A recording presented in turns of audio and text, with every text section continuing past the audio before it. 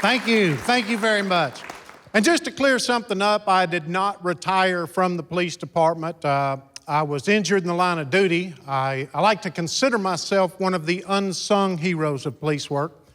What happened, we had an armed robbery right downtown Nashville. 2 suspects, according to witnesses, had fled into the parking garage at 2nd and Commerce. My partner and I, we drive to the top of the parking garage. We're in plain clothes, unmarked car. We turn our walkie-talkies down real quiet, and we're gonna sneak down the stairwell 1 floor at a time and find these guys. We step into the first stairwell, and I hear my partner go, "Hey, look at that." And I look over, and hanging upside down from the wall, asleep, is a little bat. Yeah, just hanging there. I guess they do that. I don't know. And I said, "That's pretty cool." And then he said, "I bet you won't touch it."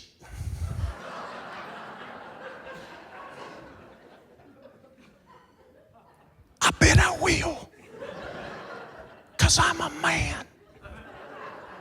So now I knew I had touched that bat. So I just gritted my teeth and I reached out like this, and right when my finger made contact with the hair on his back, he came off the wall like this and did a barrel roll and rubbed his belly right across the side of my face, and I screamed and fell down 4 flights of stairs.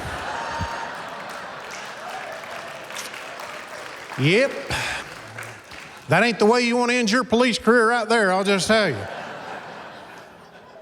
I'll never forget riding into Baptist Hospital in the back of the ambulance. Paramedics like, "What happened to you, young man?" "Street gang jumped me and beat me with a bat." I had to have spinal fusion surgery over that. Yeah, they took part of my pelvis bone out, fused it into my spine. I was in the hospital for 7 days. I woke up after the 3rd day and noticed I had a catheter and some sort of tube coming out of my nose. I just remembered waking up in a cold sweat screaming, "Is this the same tube?" You've run it too far. This ain't doing nobody no good. And I know nobody likes police officers all the time. It's hard. Nobody likes them in the rearview mirror. Nobody likes to get a ticket. I understand this. But if you ever get a ticket from a police officer and it makes you angry and you want to get them back, you want me to tell you how you do it? Of course you do. Just be nice to them.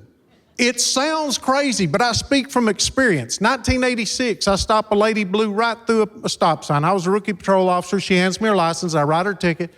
And when I hand the ticket back to her, she looks at me and she says, "I am so sorry. I was not paying attention. I could have hurt somebody. Thank you."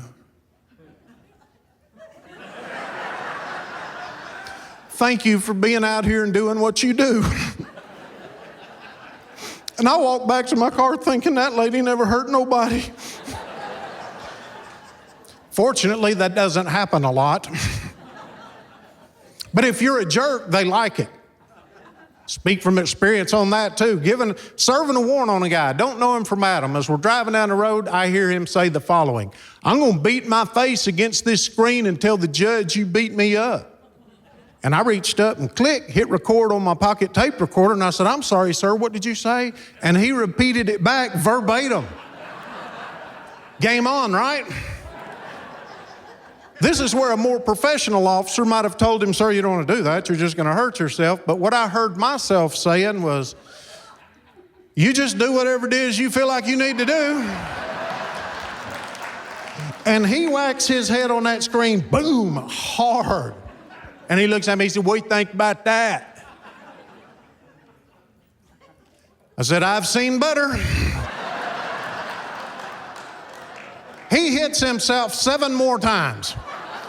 We get down to night court. I get out of the car. I rewind the tape because I want it to be right on where it's supposed to be, so the judge doesn't have to wait. And he hears his voice and he knows the gig's up, right? So we're standing there. Judge signs warrant, hands it back to him, and looks at him and says, "You got anything to say, young man?" He went, "He made me whoop myself." I strolled out of there like Sarah Sanders after a press conference.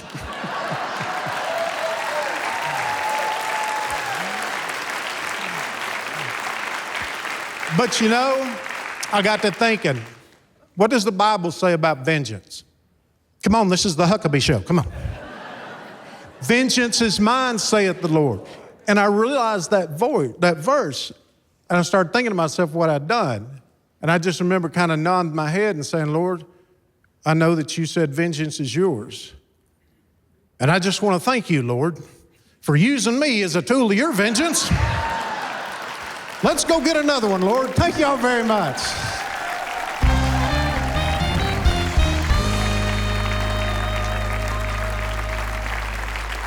Dan Whitehurst. Oh, I love the stories. Now, did that really happen with the bat flying across your face and that whole thing? The bat story's half true. Okay. You don't have to tell us which half is not, but that was funny. Well, thank you so much. Thank you. But you are a comedian. You're supposed to be funny, but most of us don't think of cops as being funny.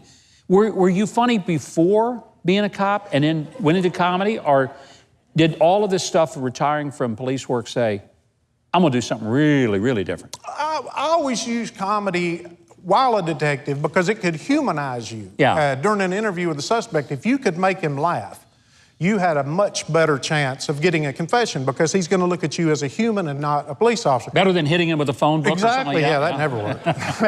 But I always thought, you know, and it was a very tough crowd. Yeah. But I got to thinking, you know, sometimes I could pull it off, and I was like, I would love to see what I could do in front of happy people.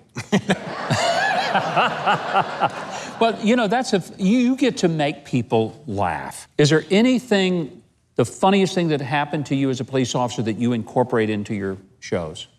Yes. I had a lady very upset because she called the dispatcher. She was so upset the dispatcher couldn't understand a word she was saying.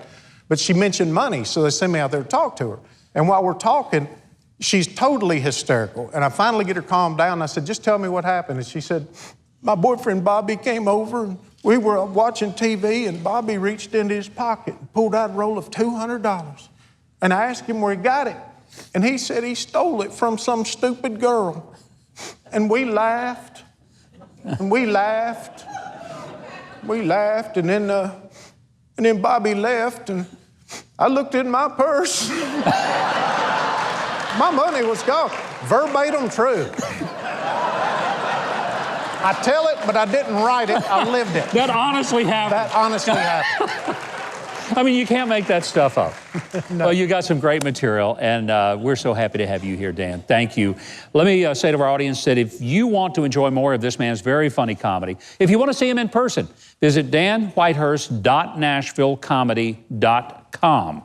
It's on your screen, but I'm going to say it again. That's danwhitehurst.nashvillecomedy.com.